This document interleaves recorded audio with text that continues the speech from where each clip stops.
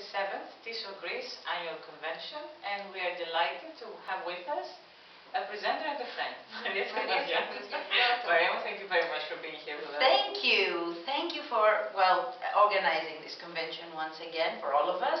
Thank you for having us here, and thanks for everything that you have put together. The program is amazing. Thank you so much. Now, Maria, your presentation was yesterday. Yep.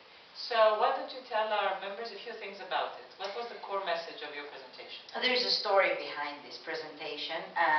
Right after the Preveza event, the year before the last, Maria Macra and I were talking about things that we would like to do in the future, and I just mentioned, would it be nice at some point to sort of look at all those theories that we studied at university for our RSAs and look what we can use, if there are any vestiges that remain relevant, if we can actually put all these into practice.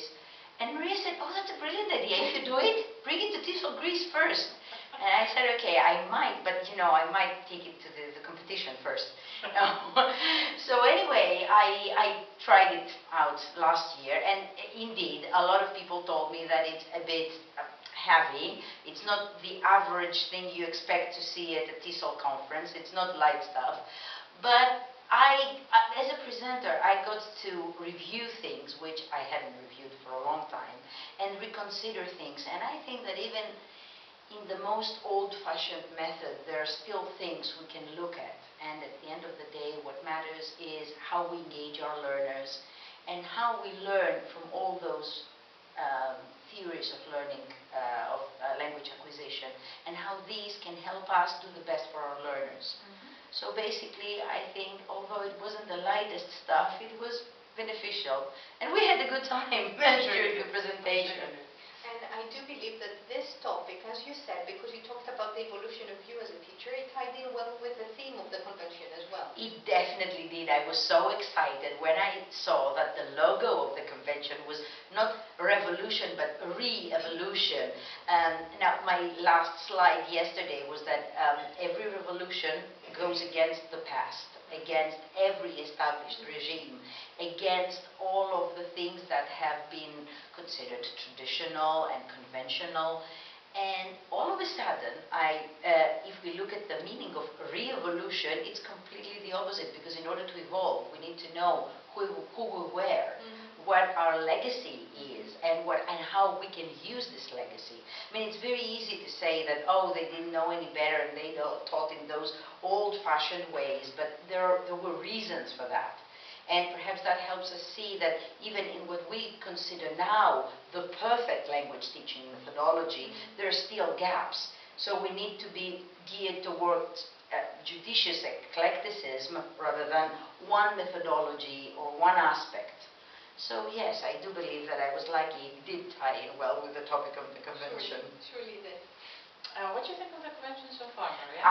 Well, it's like a big reunion, actually. Yeah. Friends, and the presentations are great. It's amazing to have that many world-renowned plenary speakers, exciting panels, and the concurrent presentations are very professional, very motivating. It's interesting to see teachers deciding to stand up and speak. I think we've been saying that for a very long time, but there's no fine line between the teacher and the trainer. Nobody wakes up one day and says, okay, now I am a trainer. Trainers become when they start small. It could be a blog, it could be a presentation. The extent of professionalism defines the professional and creates the trainer. So obviously this is an excellent first step, and I'm so happy to be a part of this convention. We're definitely very happy to have you here with us, Maria. Maria, on a final note, would you have a motto or a piece of advice for teachers who are looking to join this educational revolution and evolve professionally? I thought initially that I would say what I said in the paper-based interview that we had, evolve or perish. But I keep thinking that perhaps it's not that we're going to perish, we're going to stagnate if we don't evolve. And this is a worse kind of loss and death for a professional. Right now, young teachers of English, novice teachers of English, colleagues who are just now in the the distressed times that we're going through are joining our professional field. They feel that this is not well paid, this is not a job that is ever going to make you feel 100% secure.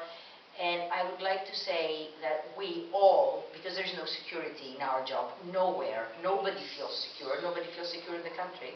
So what we should strive for is our continuous professional development, the development of the individual, and that's the kind of evolution that we need. No theory and no field evolves if the people who serve this field are not evolving. And that goes for schools as well. You're right. Maria, thank you very much. Thank you so much. It's always a pleasure. Always a pleasure. Thank you. Thank you.